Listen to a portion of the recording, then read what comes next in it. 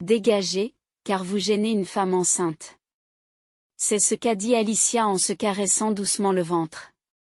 Une femme enceinte n'aurait-elle pas une expression plus aimable? J'avais envie de demander, vu l'air malicieux du visage d'Alicia. J'ai jeté un coup d'œil rapide à David. Tu peux dormir dans la réserve. En voyant David d'accord avec Alicia, mon amour de toujours pour lui s'est instantanément refroidi. Pourtant, une pointe de sentiment subsistait, me laissant un peu mélancolique. D'accord. En réponse à mes paroles, David prit joyeusement la main d'Alicia. Alicia regardait David d'un air rêveur. Les voir ainsi faisait disparaître la mélancolie, remplacée par la colère qui montait du plus profond de moi. Je partirai demain. Oui, oui.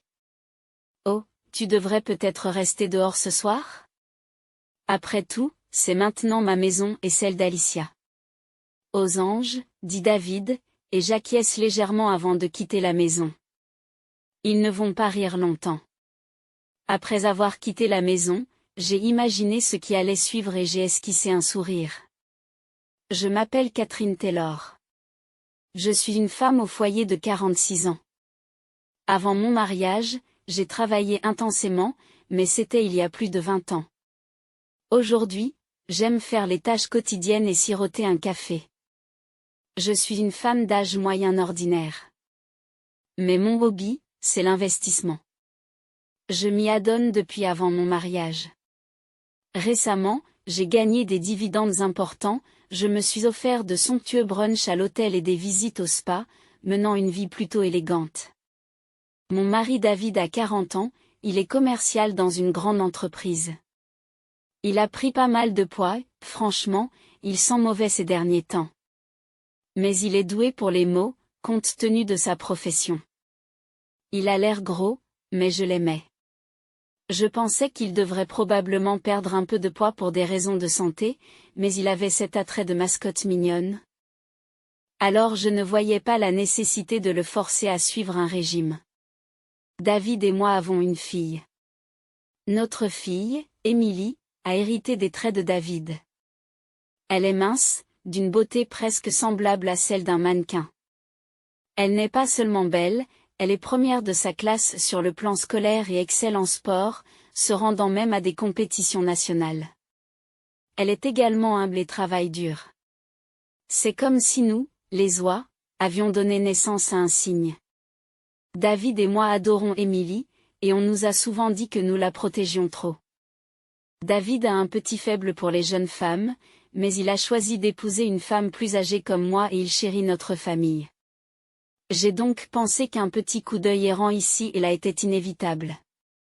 Nous vivions dans un appartement que nous avions acheté à l'époque de la naissance d'Émilie, mais il commençait à se faire vieux et on envisageait depuis peu d'augmenter les frais d'entretien. Au milieu de tout cela, Émilie a décidé de partager un appartement près de son université.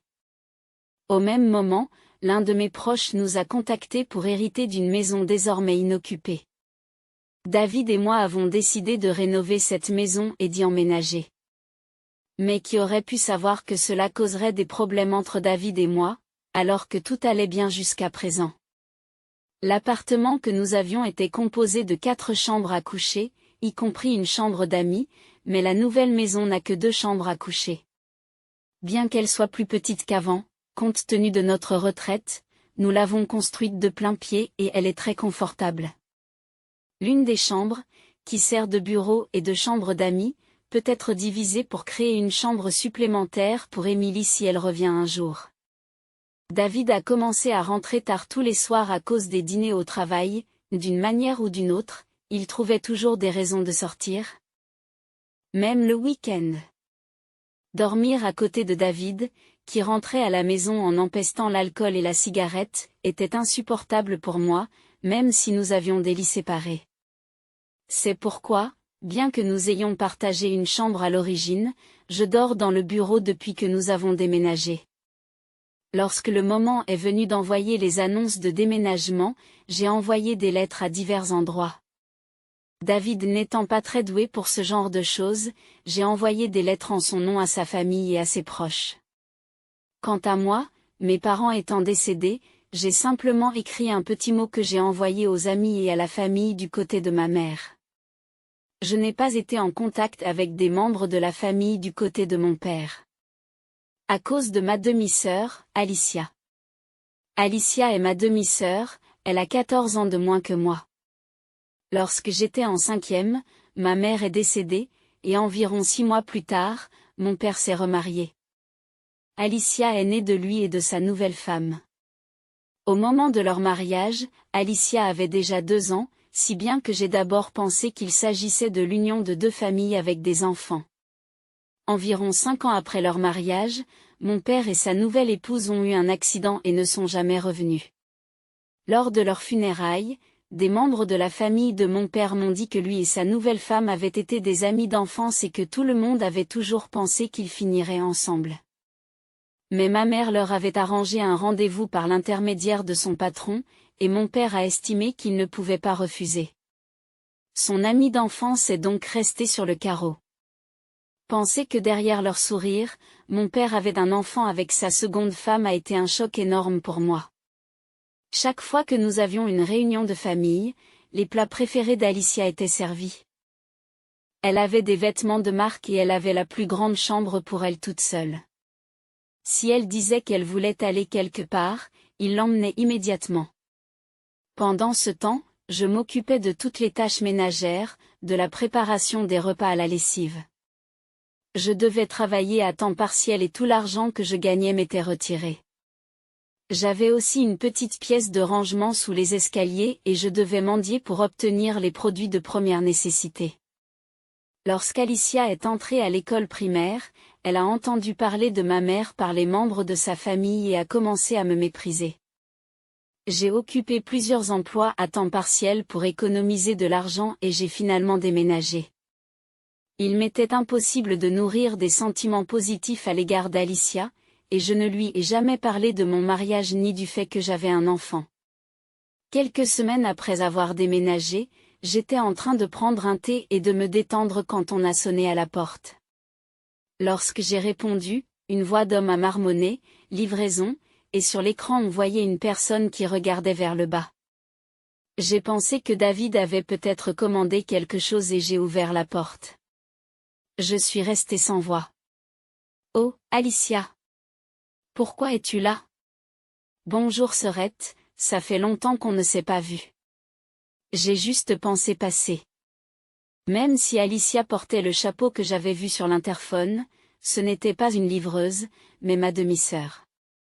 Sans attendre de réponse, elle est passée devant moi, est entrée dans le salon et s'est assise sur le canapé.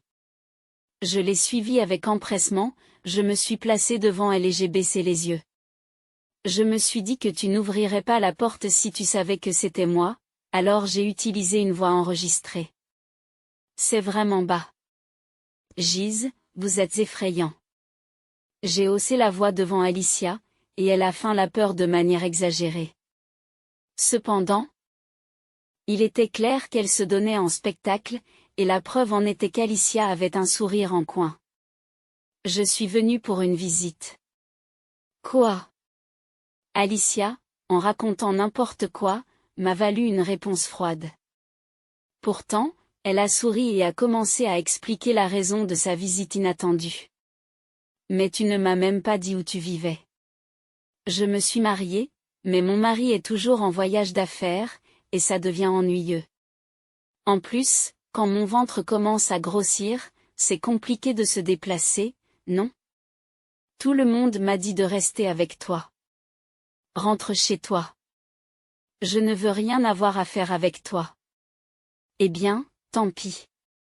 Je suis déjà venue ici avec l'intention de rester avec toi. Écouter les paroles d'Alicia ne faisait que m'énerver davantage. Sous mon souffle, j'ai marmonné, typique d'une fille de kleptomane. En entendant cela, ma colère a atteint son paroxysme. Va-t'en. Je ne veux plus jamais voir ton visage. C'est quoi tout ce remue-ménage? Les gens dehors peuvent t'entendre. David. Je n'arrivais pas à trouver mes mots, surprise par le retour inattendu de David à une heure aussi tardive. Alors que je m'efforçais d'expliquer, Alicia s'est levée et s'est approchée de David, entremêlant son bras au sien. David n'avait pas l'air de s'en préoccuper, au contraire, il avait l'air plutôt content. « Oh, Alicia est là ? Bienvenue, David. Ma sœur était méchante. Je me suis dit que ce serait bien de rester avec toi jusqu'à la naissance du bébé, mais est-ce que c'est possible ? Bien sûr, je serais ravie. Si tu es d'accord, tu peux rester aussi longtemps que tu le souhaites. » Je suis restée abasourdie, bouche bée, en regardant l'échange entre David et Alicia. La proximité entre eux ressemblait plus à celle d'amant qu'à celle de beau-frère. « David, que se passe-t-il ? Ne sois pas si froid avec elle. Es-tu juste jaloux de ta jolie petite sœur ? » Les mots de David m'ont laissé sans voix. Je lui avais confié ma situation familiale avant notre mariage. Et pourtant, il osait dire de telles choses. Nous avons un lit d'appoint dans la chambre d'amis. Tu peux y rester. Vraiment ? Je peux dormir dans la même chambre que toi, David ? Ce serait bien de rêver avec Alicia à mes côtés. Oh, David, tu es si gentil. Leur conversation à l'eau de rose me donnait mal à la tête. M'ignorant, ils sont allés tous les deux au bras de la chambre pour ranger leurs affaires. Mais comme ils ne sont pas revenus après plusieurs minutes, j'ai eu un mauvais pressentiment et j'ai jeté un coup d'œil dans la chambre. Ils étaient là, enlacés. Vivre avec Alicia, c'est comme un rêve devenu réalité. Le bébé est ravi aussi. Vivre avec papa. Le mot papa sorti de la bouche d'Alicia m'a stupéfié. David est le père ? David, l'air ravi, a hoché la tête et serré Alicia dans ses bras. Demandons à sa sœur de faire du babysitting pour que nous puissions sortir ensemble. Ouais, c'est à peu près la seule utilité qu'elle a maintenant. Pendant qu'elle s'embrassait, j'ai regardé par la fente de la porte, les larmes coulant sur mon visage. À partir de ce jour, ils ont commencé à me traiter comme une femme de ménage. J'ai accepté, mais j'ai commencé à rassembler des preuves contre eux. Les révélations que j'ai faites étaient choquantes et m'ont amené à envisager le divorce. Un jour, Alicia s'est assise sur mon canapé préféré et m'a fait signe. Son ton était autoritaire, comme si l'endroit lui appartenait. « Vous êtes sur le chemin d'une femme enceinte. Sors de là. » Tandis qu'elle caressait doucement son ventre, l'air méchant qu'elle arborait m'a fait réfléchir. Les femmes enceintes ne sont-elles pas censées avoir l'air plus douces ? J'ai jeté un coup d'œil à David. Tu peux dormir dans l'abri. En voyant David se ranger du côté d'Alicia, tous les sentiments que j'avais pour lui se sont évaporés. Pourtant, une pointe de tristesse subsistait. David prit joyeusement la main d'Alicia en guise de réponse. Alicia regardait David, complètement éprise. Leur échange affectueux m'a fait réaliser que la tendresse que j'avais ressentie plus tôt s'était envolée, remplacée par une colère profondément ancrée. Je partirai demain. C'est bien. Peut-être pourras-tu trouver un autre endroit où rester ce soir. C'est maintenant ma maison et celle d'Alicia. Ravi, David n'a pas remarqué que j'ai fait un subtil signe de tête et que j'ai quitté la maison. Profite de rire pendant que tu le peux encore. En sortant, un sourire se dessine sur mon visage tandis que je réfléchis à ce qui m'attend. J'ai pris une chambre d'hôtel ce soir-là et j'ai planifié la phase suivante. Le lendemain, j'ai demandé l'aide d'une entreprise de déménagement et j'ai prévu de me rendre à la mairie à la première heure avant de rentrer chez moi. Cette nuit-là, les pensées excitées des jours à venir m'ont empêché de dormir. Mais je me sentais libre et j'avais le moral au beau fixe. Le lendemain, je me suis rendue au bureau de l'avocat avant de rentrer chez moi. À ma grande surprise, l'entreprise de déménagement était déjà arrivée et semblait confuse.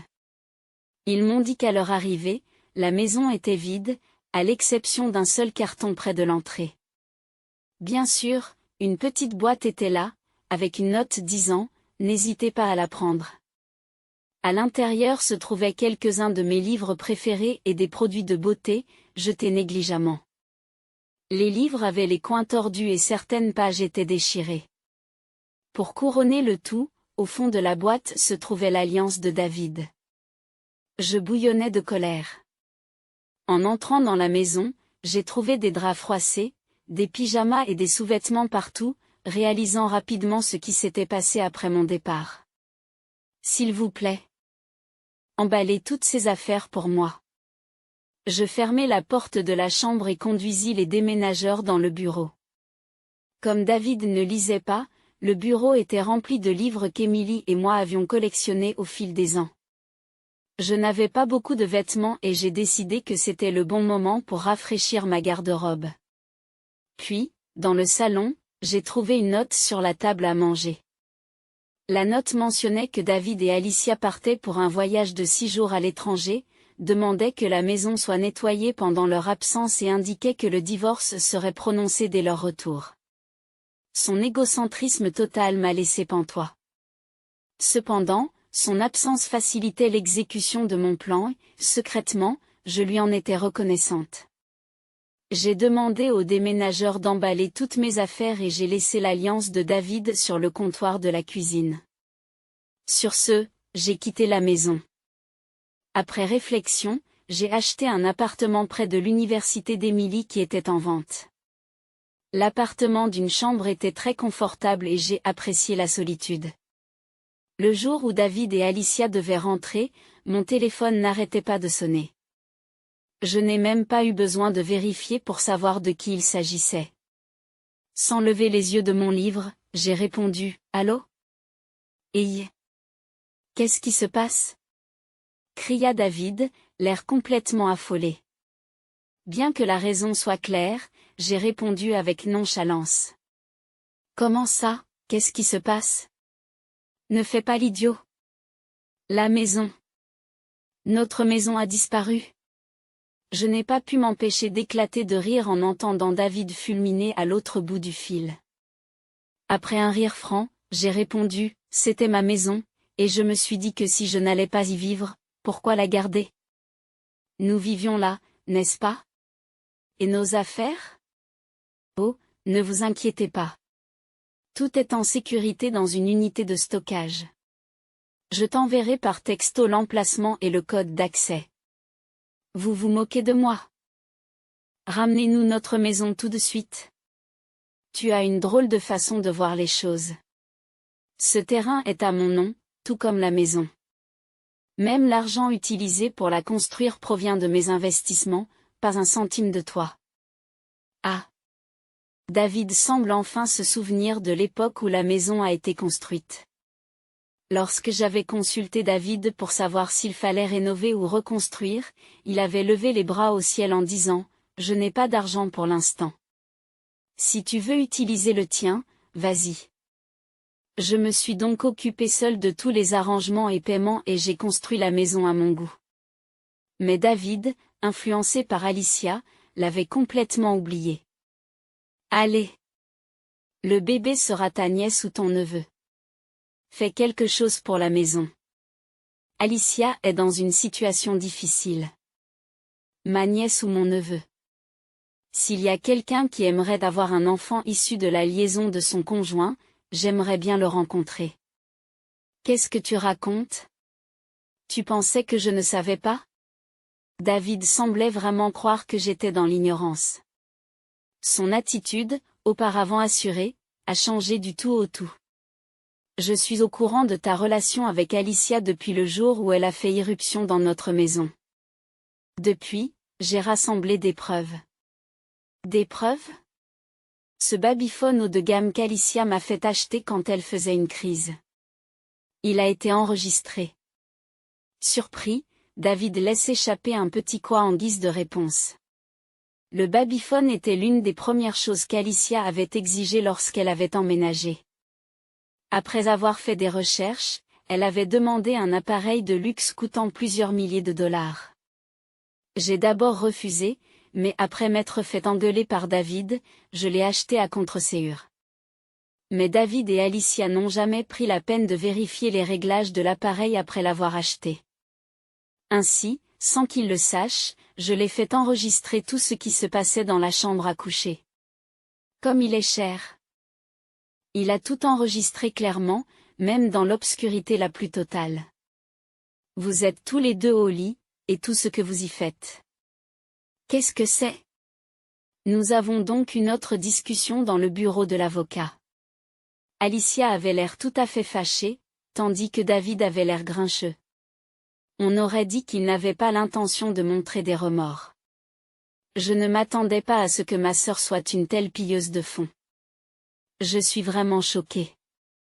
Si j'avais su que tu étais aussi avide, je ne t'aurais pas épousée. Je me sens trompée. Les commentaires égocentriques d'Alicia et de David m'ont davantage étonnée que mis en colère. J'ai étalé devant eux les papiers du divorce, puis une autre série de papiers, l'acte de mariage. Je peux réduire la compensation si vous signez ces documents. S'il suffit de les signer pour obtenir une réduction, alors donnez-les-moi. David m'a pris le stylo et l'a signé. Alicia, avec un sourire en coin, en a signé 2. Je les ai mis dans un dossier et leur ai fait un grand sourire. Je les soumettrai au bureau du comté. Tu as oublié, Frangine? Je suis déjà mariée. Ils ne l'accepteront pas. Oh, ne t'inquiète pas pour ça. Tu es déjà divorcée. Qu'est-ce qu'il y a? Alicia me regarde d'un air abasourdi. J'ai clarifié les choses pour elle. Le divorce a été prononcé hier lors d'une médiation. Je n'étais pas au courant. Eh bien, vous avez continué à jeter votre courrier sans le vérifier. Il y avait plusieurs convocations. Votre ex-mari m'a dit que maintenant il allait nier la relation père-enfant avec l'enfant. Quoi? À côté d'Alicia choquée, David avait l'air plutôt satisfait. Et pourquoi ne le ferait-il pas? S'ils attendent la fin de la période de restriction, il pourra épouser Alicia. C'est comme un rêve qui se réalise pour lui. J'ai souri gentiment à David. Ça va être dur pour toi. Élever le bébé d'un autre homme et tout ça. Quoi? Le bébé est le mien. Oh, il ne le savait pas, n'est-ce pas? Pauvre chose. Le bébé dans le ventre d'Alicia est apparemment de son petit ami principal, un promoteur de club. Promoteur de boîte de nuit. David se tourne brusquement vers Alicia, qui détourne le regard, manifestement coupable. En voyant sa réaction, David a compris que ce que j'avais dit était vrai. Il était pâle comme un fantôme. Entre les indemnités et la pension alimentaire pour le bébé d'un autre homme, tu vas avoir du pain sur la planche. Bonne chance. Catherine, recommençons. J'avais tort. Émilie est toujours là. Au moment où David change de ton, la porte du bureau de l'avocat s'ouvre. Une jeune femme entre en trombe. David pâlit à sa vue. Émilie? Papa, tu es le pire. Blesser maman comme ça. Je coupe les ponts avec toi. À partir de maintenant, je vais vivre avec maman. Toi et cette femme bizarre, disparaissez. Émilie n'avait jamais parlé aussi durement, laissant David figé sous le choc. Pendant ce temps, Alicia, se sentant insultée, tremblait de rage, le visage rougi. Qui est la femme qui a perdu son sang-froid maintenant? S'en prendre au mari de sa sœur et écarter les jambes pour son principal petit ami, le promoteur de la boîte de nuit? Comment peux-tu dire que tu n'as pas de mœurs légères? Tu as perdu la tête? Quoi? Il semble qu'Alicia n'ait pas pu répondre à l'explosion d'Émilie. J'ai donné le coup de grâce à Alicia. David est peut-être avare, mais il n'économise pas l'argent. Il le dépense facilement pour des jeunes femmes, alors faites attention. 1. Mais sa maison et sa voiture. Oh, celles-là? Elles sont à moi. Je les ai eues grâce aux dividendes de mes actions. Nous les utilisons en tant que couple, mais si nous divorçons, elles ne sont pas à lui. Un type qui gagne à peine $3000 par mois ne peut pas s'offrir ce genre de voiture. 3,000? Mais il travaille pour une grande entreprise. Apparemment, Alicia en avait après son argent. Elle était pâle et stupéfaite. David avait lui aussi l'air abattu. Gêné qu'on ait révélé son faible salaire. Bon, en tout cas, bonne chance pour tout ça. J'ai dit cela et j'ai quitté les lieux avec mon avocat et Émilie. Ce soir-là, dîner avec Émilie pour la première fois depuis longtemps était vraiment délicieux. J'ai demandé le divorce peu après. À peu près au moment où la période d'attente d'Alicia pour le remariage s'est écoulée, David et Alicia ont également présenté leur acte de mariage. La partie réservée aux témoins portait ma signature et celle de l'ex-mari d'Alicia. Il semble que David ait eu une liaison avec Alicia au travail et qu'il ait même détourné des frais de voyage pour financer leurs escapades secrètes, ce qui lui a valu d'être licencié lorsque l'entreprise l'a découvert. J'ai entendu dire qu'il jonglait désormais avec des emplois à temps partiel et qu'il avait du mal à joindre les deux bouts. Alicia semble s'occuper de l'enfant, mais étant donné sa nature impatiente et le fait qu'elle ait été larguée par son petit ami parce qu'il ne voulait rien avoir à faire avec une femme à court d'argent, il semble qu'elle passe ses journées à pleurer. La raison pour laquelle elle a poursuivi David était apparemment la jalousie. Je m'étais mariée et j'avais eu des enfants avant elle, et elle voulait saboter tout cela. David travaillant pour une société renommée et disposant d'un revenu substantiel, Alicia pensait qu'en prétendant que l'enfant de son petit ami était celui de David, elle pourrait soutirer de l'argent à la fois à son ex-mari et à David. Elle pensait également pouvoir se décharger sur moi de l'éducation de l'enfant pendant qu'elle fréquentait le club. Après tout cela, il semble qu'elle ait été rejetée par la famille. Elle a essayé de travailler à temps partiel, mais avec son attitude, cela n'a pas duré longtemps. J'ai entendu dire David et le bébé se serrent maintenant les coudes et vivent dans un petit appartement d'une pièce. Émilie profite pleinement de sa vie d'étudiante. J'ai été surprise d'apprendre qu'elle avait pour colocataire son partenaire du même sexe, mais en voyant une Émilie heureuse, je me suis dit que c'était très bien ainsi. Quant à moi, je mène une vie détendue avec mes dividendes en actions. Fait intéressant, après le divorce, j'ai commencé à communiquer davantage avec l'ex-mari d'Alicia, depuis peu, il m'invite à manger. J'ai découvert par la suite qu'Alicia et son ex avaient eu un mariage arrangé, fortement poussé par Alicia elle-même. Compte tenu de cela, je me demande souvent ce qu'Alicia a trouvé d'insatisfaisant en lui, car il semble être un type si décent. Au début, il m'appelait belle-sœur, mais maintenant il m'appelle affectueusement Catherine. Il y a peu, j'ai reçu un message de lui sur mon téléphone. Il m'a dit qu'il avait quelque chose d'important à me dire, alors je ne peux pas m'empêcher de me sentir un peu agitée ce soir. Même si je sais que je ne devrais pas me faire trop d'illusions, en m'asseyant devant mon meuble, mon visage rougit comme celui d'une jeune femme éprise.